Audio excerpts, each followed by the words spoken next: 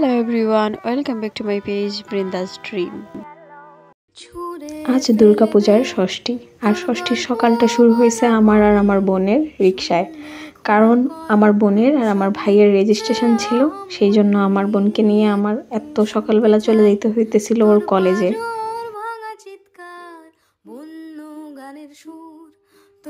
ওর রেজিস্ট্রেশনের কাজ শেষ করে আমি বাসায় চলে আসছি।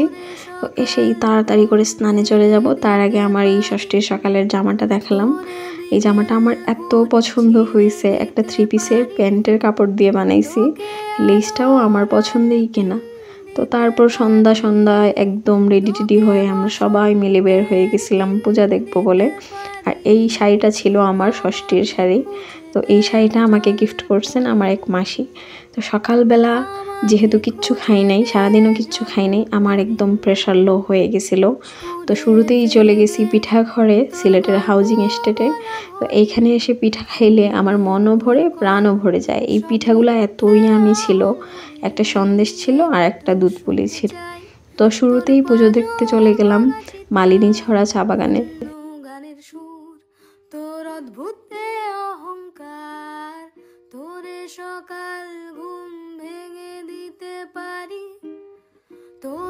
এইখানের এবারের ডেকোরেশনটা এত সুন্দর হয়েছে যে আমি শুধু দাঁড়িয়ে দেখতেছি। মায়ের মূর্তিও এত সুন্দর করে গড়ছেন কারিগররা।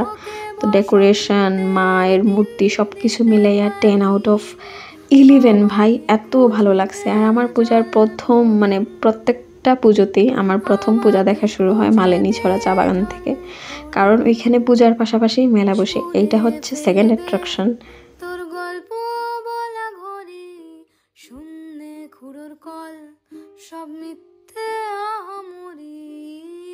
সুনামা হওয়ার পর থেকেই আমার মেলায় গেলেই প্রথম যেটা থাকে চাহিদা, সেটা হচ্ছে বাচ্চাদের কি পাওয়া যাবে। বাচ্চাদের কিছু না পাওয়া গেলে আমি ওই দোকান থেকে চলে যাই। তো গিয়েই বাচ্চাদের জিনিসগুলো দেখলাম, সুনামায়ের জন্য কিছু টুকটাক জিনিস নিলাম। তারপর ওইখান থেকে দেখি একটা জায়গায় চুড়ি বিক্রি করতেছে মাত্র 30 টাকা করে চুড়ি। এত সুন্দর সুন্দর চুড়ি আর মালা।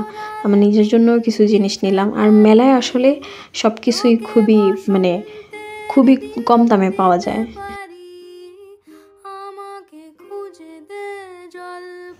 এরপর চলে আসলাম মালিনী ছড়া চা বাগান থেকে বের হয়ে বিপদনাশিনী বাড়িতে।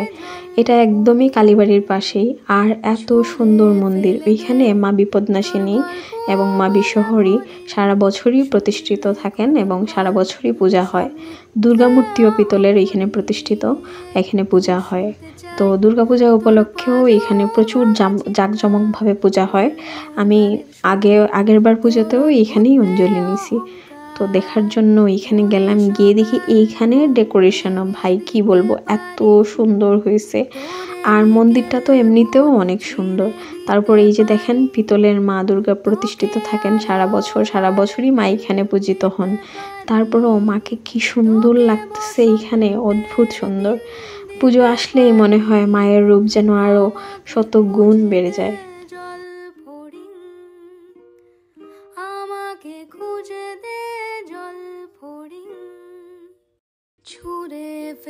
আর আজ প্রচন্ড গরম ছিল, এত গরম যে রাতের বেলাও আমি একদম দরদর করে ঘামতেছি।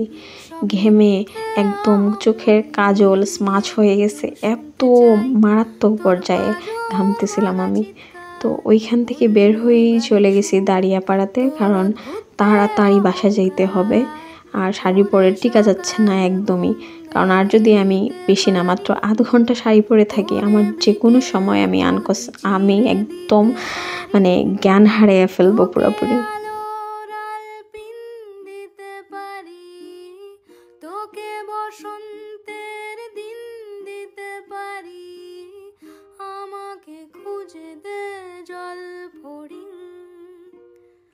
ফোনে আমি ভালোই পিকচার তুলতে পারি, বাট ক্যামেরাতে খুব একটা অ্যাঙ্গেল ধরতে পারি না। আর আমার প্রচণ্ড হাত কাঁপে, আমি কিছু নিলেই, জীবনের প্রথম কিছু এক্সপিরিয়েন্স করতে গেলেই আমার হাত প্রচণ্ড কাঁপে। তারপরও ক্যামেরা নিয়ে একটু ভুংভাং করলাম, কিন্তু মূলত কিছুই তুলতে পারি না এই পিকচার।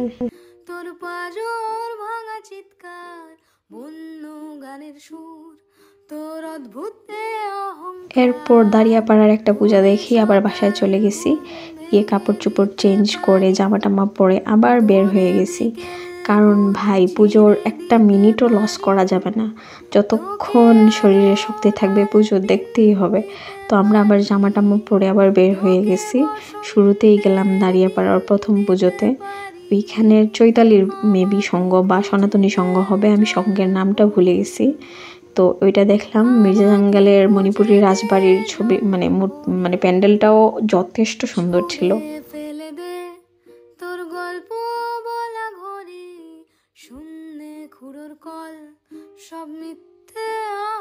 আমরা সবাই মিলে পূজা দেখতে বের হয়েছি রাতের বেলা। আর রাতের বেলা ভিড়টাও কম ছিল। অনেক প্যান্ডেলে তখনও মা গিয়ে পৌঁছান নাই। সবাই মূর্তি নিয়ে যাচ্ছিল ট্রাকে করে, অনেক আনন্দ করতেছে, এত ভালো লাগতেছিল কি বলবো। আর ষষ্ঠীর দিন কিন্তু এমনিতেও আনন্দ একদম 100% ফিল আপ থাকে, মনে হয় মাত্র তো পুজো শুরু, সব কিছু বাকি রয়ে গেছে।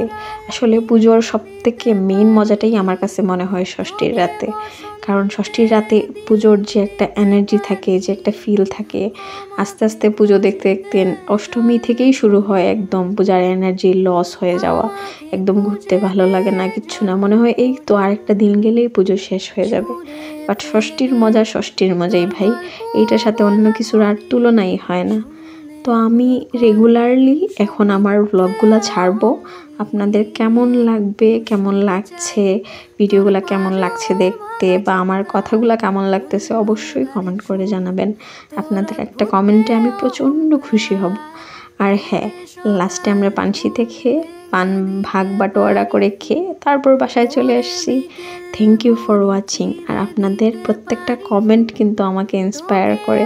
তো অবশ্যই কমেন্ট করবেন, কমেন্ট করে জানাবেন আপনাদের কেমন লাগলো। ধন্যবাদ সবাইকে শারদীয় শুভেচ্ছা।